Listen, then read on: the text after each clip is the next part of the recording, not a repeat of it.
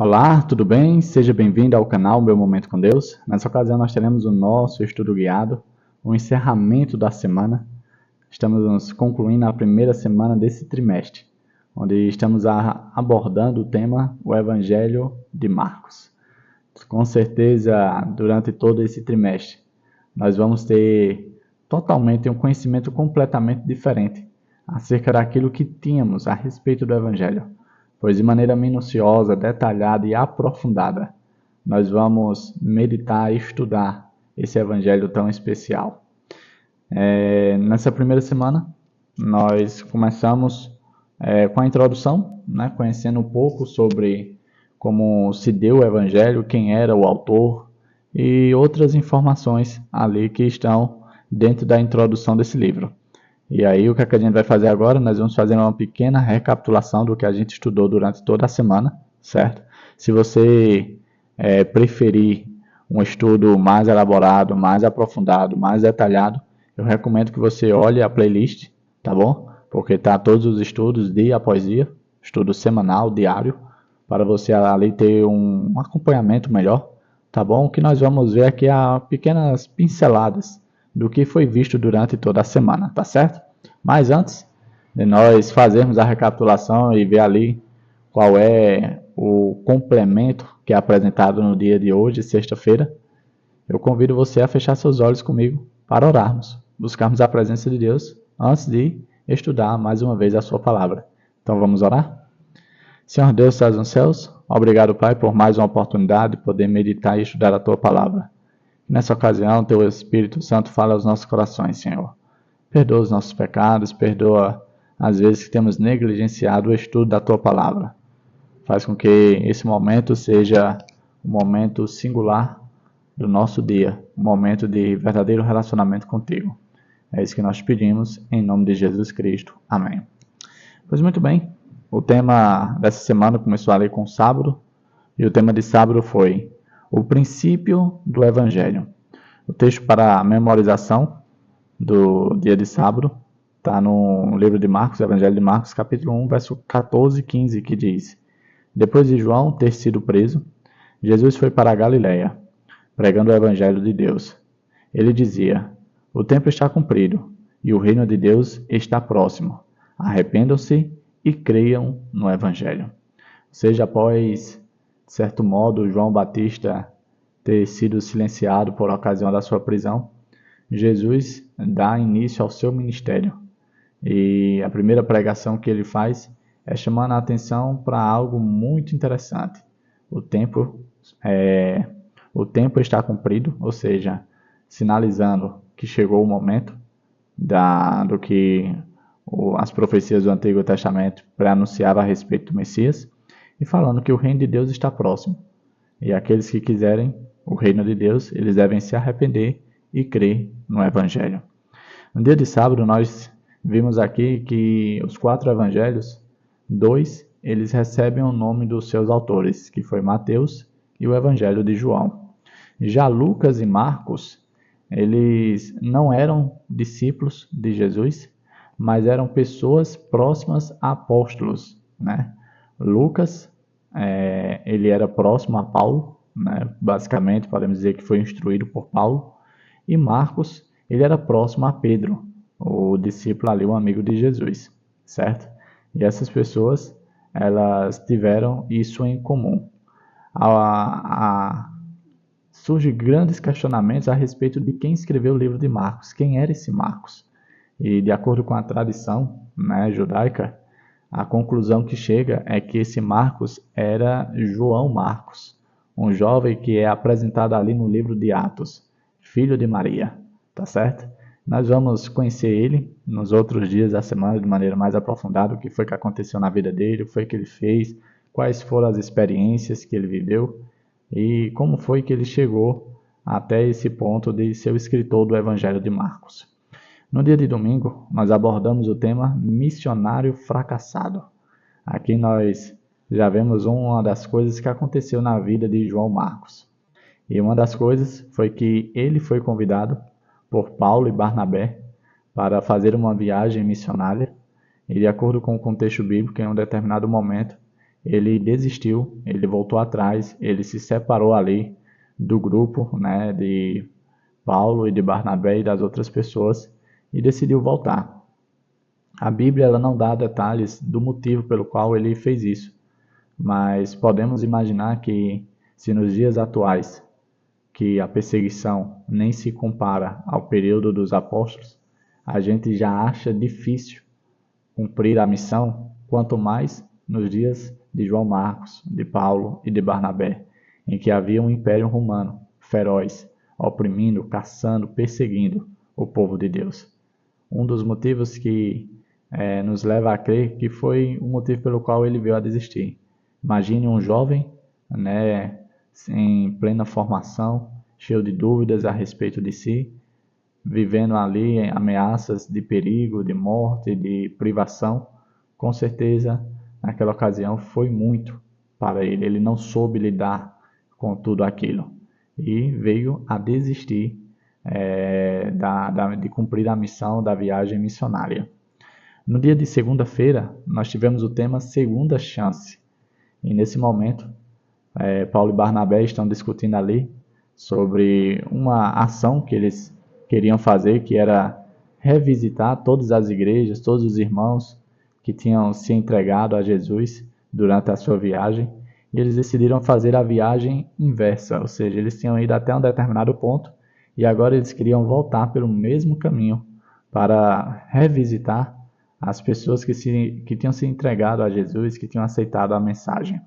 E aí Barnabé aceita essa sugestão e também faz uma sugestão. Ele diz, olha, que tal a gente convidar João Marcos para fazer essa viagem de volta conosco? A Bíblia fala que Paulo não concordou. Eles ali tiveram uma discussão a respeito disso. Barnabé achava que era sim uma boa ideia, Paulo não concordava. E por conta disso, por conta de João Marcos, os dois vieram a se separar. E aí Paulo agora forma uma nova dupla. Paulo agora sai em missão com Silas. E Barnabé faz dupla com João Marcos. E ali se torna uma nova dupla missionária. Ou seja, a segunda chance que João Marcos recebeu foi por Barnabé. E graças a essa segunda chance, que aconteceu cerca de 15 a 20 anos depois da desistência dele, ele veio a se tornar o homem que ele se tornou, o autor do livro do Evangelho de Marcos. E aqui a gente vê o quão importante segundas chances. Pode fazer com que a vida da pessoa seja completamente transformada. E é exatamente isso que Cristo faz comigo e com você. Ele oferece diariamente segundas chances. No dia de terça-feira, nós tivemos o tema mensageiro. E aqui a gente vê o quão importante foi a vinda e a missão de João Batista, o primo de Jesus. Ele enaltece, ele diz que ele é apenas um servo que está preparando o caminho, porque o Filho de Deus estava para vir. E ele diz, olha, aquele que vem após mim, ele é tão especial, ele é tão diferente, ele é tão santo, que nem eu, a quem vocês têm como uma pessoa especial também, sou digno de desamarrar as sandálias dele. Eu batizo vocês com água, mas ele vai batizar vocês com o Espírito Santo. Ou seja, eu sou apenas a voz que clama no deserto, vamos dizer assim, uma pessoa que é tida por vocês como um louco, né? Que é vestido de peles de animais, que fala coisas que às vezes beiram a loucura. Eu estou apenas aqui para anunciar aquele que vem. E de fato, João Batista cumpriu com veemência o seu propósito, a sua missão de preparar o caminho para Jesus Cristo. No dia de quarta-feira, nós tivemos o tema o batismo de Jesus. E nesse dia a gente viu que antes de Jesus começar a sua missão, a sua jornada, a pregação do Evangelho, ele precisava estar apto e preparado. No dia em que ele foi batizado, as três pessoas da divindade, ou seja, a Trindade, estava presente. Deus Pai, Deus Filho e Deus Espírito Santo. Após ele receber o Espírito Santo, ele foi conduzido para o deserto para ser tentado por Satanás. Muitas pessoas têm dúvida do motivo pelo qual o Espírito Santo conduziu Jesus até o deserto para ser tentado. Mas nós vimos nesse dia que o motivo é que nada mais era que uma prova para mostrar que Jesus estava apto e habilitado para cumprir a missão, porque sobre ele estava o Espírito Santo. E o Espírito Santo nada mais é do que o poder e a autoridade para subjugar até mesmo as forças do mal. Jesus não poderia começar a sua missão sem antes repousar sobre ele tal poder, sem antes ele ter recebido o Espírito Santo. E da mesma forma é comigo e com você. Como iremos realizar grande obra? Como iremos terminar a missão de pregação do Evangelho sem antes recebermos o Espírito Santo? É impossível. Não tem como. Assim como aconteceu com Jesus, é preciso que aconteça comigo e com você também. No dia de quinta-feira, nós tivemos o tema Evangelho segundo Jesus. E aqui foi apresentado o contexto do verso para memorizar, né, onde João Batista se encontrava preso. E aí Jesus começou a viajar por todas as cidades da Galileia, pregando uma mensagem que aos nossos olhos parece muito simples, mas é uma mensagem que fala muito a respeito do evangelho dele. E com poucas palavras descreve tudo aquilo que representa o evangelho de Jesus. E dentro do sermão de Jesus está contido ali 3 características, né? 3 categorias muito importantes. A primeira categoria é profecia de tempo. Quando ele diz que o tempo está cumprido, ele está se referindo à profecia das 70 semanas ali, da profecia maior das 2.300 tardes e manhãs, que está contida no livro de Daniel. Por que ele estava chamando a atenção para o cumprimento da profecia de tempo? Porque, de fato, a vinda, o batismo, o sacrifício dele, de Jesus, estava dentro do período determinado para o povo judeu. E quando Jesus volta à sua vida na terra, se cumpre as profecias que estavam anunciando a sua volta. O período de, podemos dizer assim, de misericórdia que o povo escolhido, a nação escolhida, teria.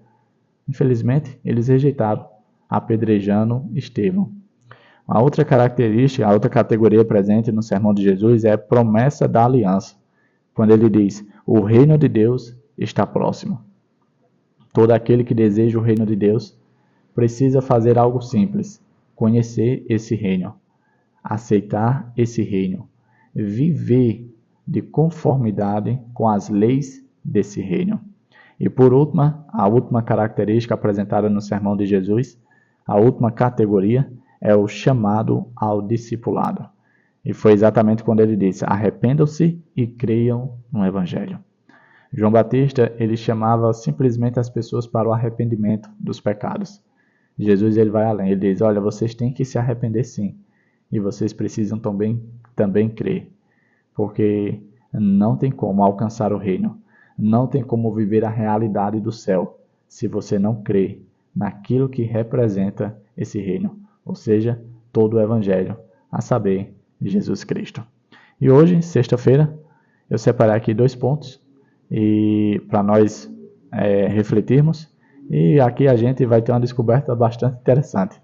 O primeiro ponto diz assim, ó: é fascinante perceber que Apocalipse 14, versos 6 e 7, a mensagem do primeiro anjo, é paralela à mensagem do Evangelho que Jesus apresentou em Marcos 1, verso 15. Como assim, Davi? A gente viu as 3 categorias do sermão de Jesus, que é profecia de tempo, promessa de aliança e chamada ao discipulado. A gente viu no dia de ontem onde se encontrava, onde se encaixava cada característica dessa.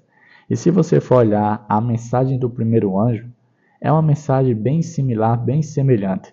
Por exemplo, na categoria de profecia de tempo, em Marcos 1, diz assim: o tempo está cumprido.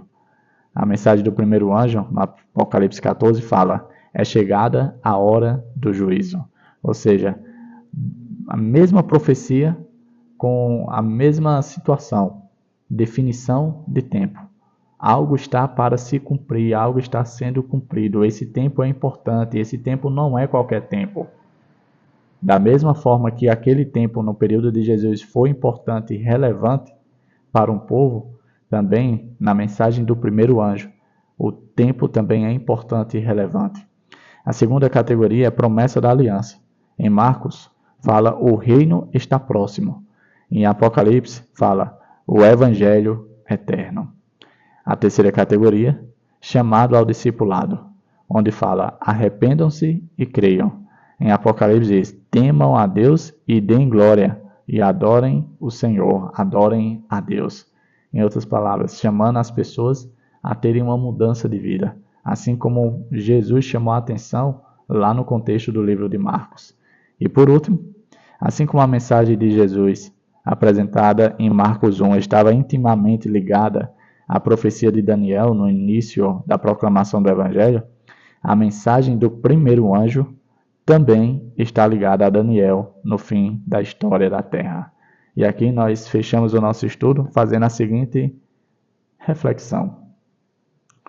A introdução do livro de Marcos é muito importante, principalmente para nós, porque da mesma forma que foi relevante no período de Jesus, no período em que ele fez aquela pregação, também é relevante para nós hoje, porque nós vivemos um mesmo período semelhante ao período relatado ali no capítulo 1 de Marcos. E como diz as cartas do Apocalipse, aquele que tem ouvidos, ouça o que o Espírito diz às igrejas. Que nós possamos estar apercebidos da misericórdia que se renova todo dia diante de cada um de nós. É isso? Encerramos a primeira semana para a honra e glória de Deus. Eu espero que você continue estudando junto comigo todos os dias, porque com certeza esse estudo faz total diferença na nossa vida. E nós não podemos deixar passar nenhum dia, pois cada dia é um dia especial na presença de Deus. Tá bom? É isso? Até a próxima e tchau, tchau.